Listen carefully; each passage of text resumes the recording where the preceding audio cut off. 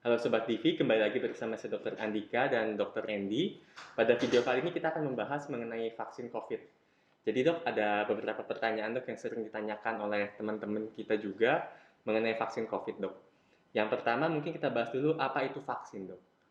Ya, jadi sebetulnya vaksin itu adalah suatu zat yang digunakan untuk memberikan kekebalan tubuh terhadap seseorang. Jadi kita memasukkan suatu bagian dari virus ataupun bakteri ataupun juga DNA-nya dan sebagainya yang digunakan untuk menimbulkan kekebalan oleh si penerima vaksin itu agar tidak menderita penyakit itu di kemudian hari, seperti itu. Oke, jadi itu vaksin secara umum ya dok ya. Betul, secara umum. Nah, lalu dok, kalau tanggapan dokter mengenai vaksin COVID saat ini bagaimana dok? Ya, jadi memang seperti kita tahu Dokter Andika, setiap harinya kasus baru orang-orang yang terkena COVID-19 ini terus bertambah. Jumlah kematiannya pun dari kalangan tenaga kesehatan maupun dari kalangan masyarakat umum itu setiap hari terus bertambah. Tidak hanya di Indonesia, tapi juga di seluruh dunia masih pandemi ini masih berlangsung. Sehingga dibutuhkan suatu solusi yang cepat tapi efektif untuk menangani pandemi ini. Segala sesuatu udah kita upayakan tentu. Dan sekarang kebetulan kita mendapatkan berita baik ya Dokter Andika bahwa beberapa vaksin sudah disetujui untuk penggunaan dalam konteks emergensi, darurat untuk vaksin COVID-19 ini. Jadi saya rasa vaksin COVID-19 ini menjadi suatu harapan baru bagi kita.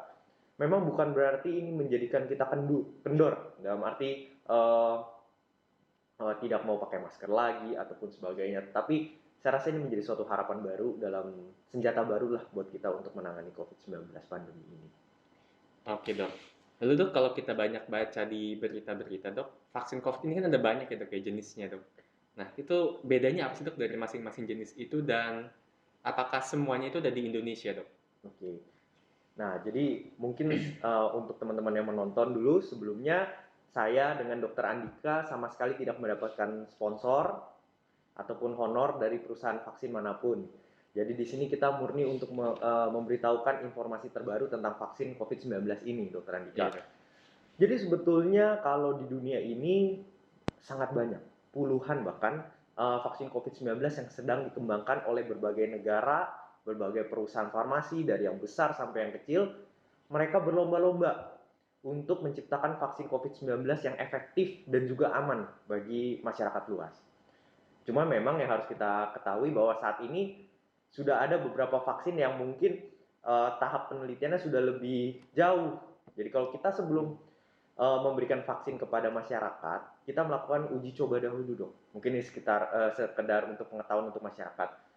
Kita ada 3 tahap, uji tahap 1, 2, dan 3. Jadi pertama kita coba dulu di laboratorium, kita coba dulu pada hewan, pada sekelompok manusia sedikit, dan juga baru pada masyarakat luas, seperti itu. Jadi tidak mungkin kita memberikan suatu vaksin itu tanpa proses tersebut.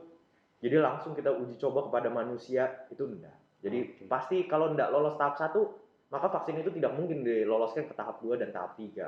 Seperti itu. Memang mungkin yang teman-teman dengar saat ini vaksin yang mungkin terkenal ya Sinovac, yang Bio Farma punya, kemudian ada dari Pfizer dan juga dari Moderna. Mungkin itu beberapa vaksin yang cukup terdengar di kalangan kita seperti itu. Cuman yang jelas saat ini memang yang Badan POM sudah meresmikan atau memberikan izin darurat untuk penggunaannya di Indonesia saat ini adalah Sinovac itu dok. Kalau Pfizer setahu saya info terakhirnya masih dalam proses pemesanan dan sebagainya. Seperti itu. Oke dok, jadi yang sekarang sedang gencar di Indonesia itu yang Sinovac ya dok ya, yang akan Betul. diberikan dok. Lalu dok, ini kan kalau kita tahu vaksin ini kan nggak semua orang langsung dapat dok, ada urutannya, ada yang diprioritaskan dok.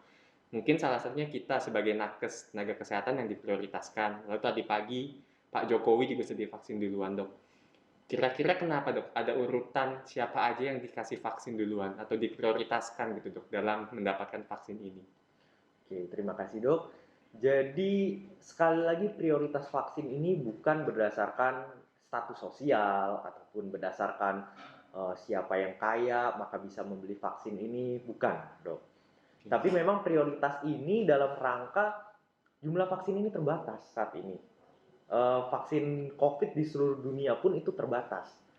maka sebetulnya negara-negara itu berlomba-lomba untuk memesan dari vaksin COVID ini. Nah, kebetulan vaksin Sinovac ini kita sudah dapatkan kan, sudah datang ke Indonesia, sudah didistribusikan, dan itu pun dalam jumlah terbatas. Nah, untuk penyuntikan pertama, memang tenaga kesehatan. Saya pribadi sudah mendapatkan SMS bahwa saya akan menerima vaksin. Mungkin Dokter Andika juga sudah Iya, dapat ya. sudah dapat juga. Jadi memang tenaga kesehatan diutamakan karena kami adalah orang-orang yang mungkin resiko tertinggi dalam terkena vaksin COVID-19.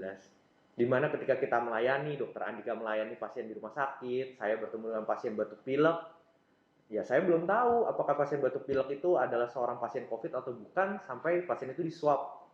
Meskipun saya sudah menggunakan masker, mencuci tangan dan sebagainya, tapi resiko tetap ada.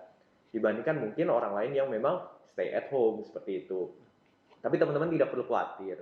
Karena sebetulnya pemerintah sudah membuat program ini dipikirkan dengan matang, ada perencanaannya yang saya tahu bahwa pertama tenaga kesehatan, nanti dilanjutkan dengan kalau tidak salah aparatur negara terlebih dahulu yang memberikan pelayanan kepada publik, kemudian mungkin dilanjutkan kepada masyarakat luas, mungkin yang kalangan berisiko tinggi seperti orang tua dahulu dan baru nanti masyarakat umum. Tapi nanti kita tunggu penjelasan resminya dari pemerintah, saya rasa seperti itu. Oke, baik dok.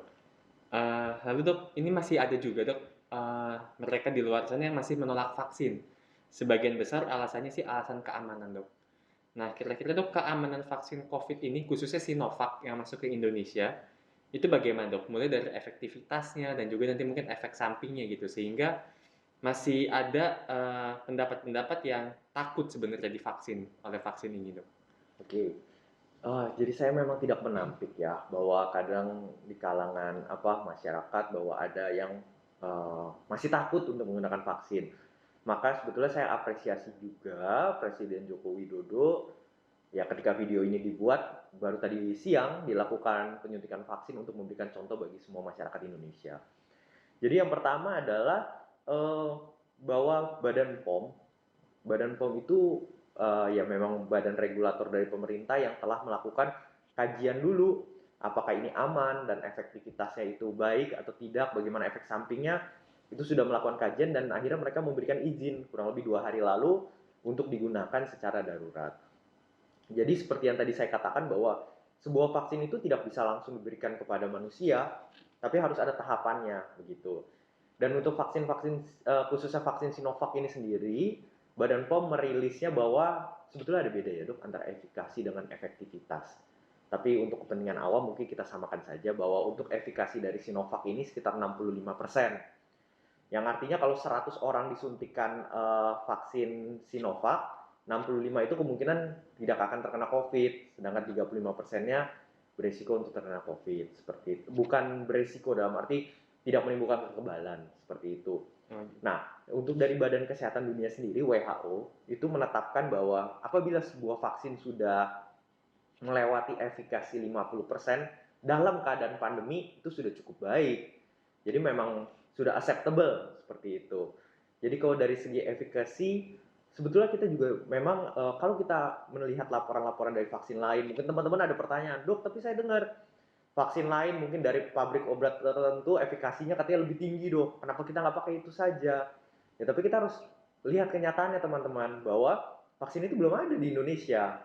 Dan kalau teman-teman membaca lebih jauh bahwa vaksin itu memerlukan pengiriman dengan suhu yang lebih rendah, minus 70 derajat dan sebagainya. Jadi proses pengirimannya untuk ini masih harus dipelajari lebih lanjut untuk bisa didistribusikan ke seluruh Indonesia.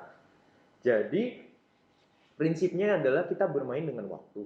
Setiap hari kita bertambah jumlah kasus baru. Setiap hari jumlah kematian tinggi. Saya, Anda, setiap harinya beresiko untuk terkena COVID. Jadi, rasanya bijak kalau kita menggunakan vaksin yang saat ini sudah memang ditentukan oleh Badan POM efektif, aman, halal, untuk kita gunakan. Jadi gunakanlah vaksin yang memang sudah tersedia saat ini. Dan kalau untuk efek sampingnya sendiri, Dokter Andika, memang vaksin Sinovac ini relatif cukup aman dari laporan-laporannya karena vaksin Sinovac ini kita buat dengan melalui virus yang sudah dilemahkan. Kebetulan kalau seperti Anda yang punya anak, vaksin polio, vaksin influenza, itu vaksin-vaksin yang juga sama, virus yang telah dilemahkan. Jadi kita punya banyak pengalaman dengan hal itu. Jadi ya saya rasa tingkat keamanannya pun sudah dipelajari lebih lanjut Dokter Andika. Oh ya, baik dok. Jadi mungkin tadi efikasi 65%, artinya dari 100 orang yang divaksin, 65% akan menimbulkan kekebalan terhadap COVID, tapi bukan berarti 35% yang gagal akan terkena COVID ya dok. Cuma Betul, 35% itu tidak menimbulkan kekebalan, seperti itu betul kan dok. seperti itu. Karena kita juga yang bentar lagi akan divaksin, tapi Iya. kita harus tahu juga itu.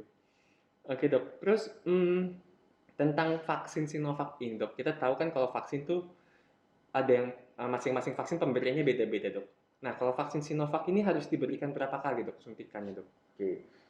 Jadi vaksin Sinovac ini menurut dari pabrikannya itu diberikan 2 kali dokter. Dengan jeda 14 hari. Jadi kita suntik sekarang, nanti 14 hari kemudian kita suntik kedua.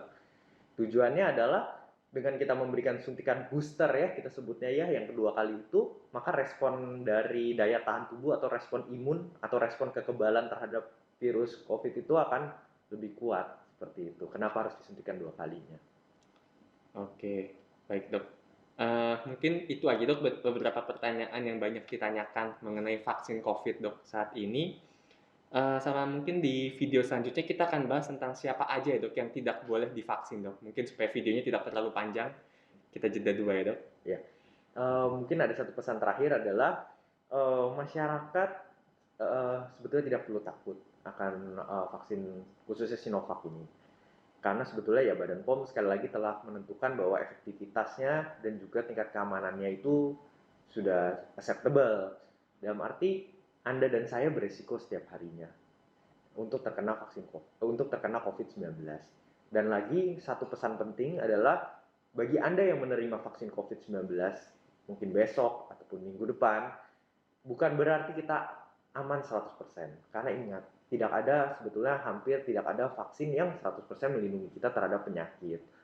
Tetap 3M, yaitu menjaga jarak, memakai masker, dan mencuci tangan itu tetap harus diperhatikan.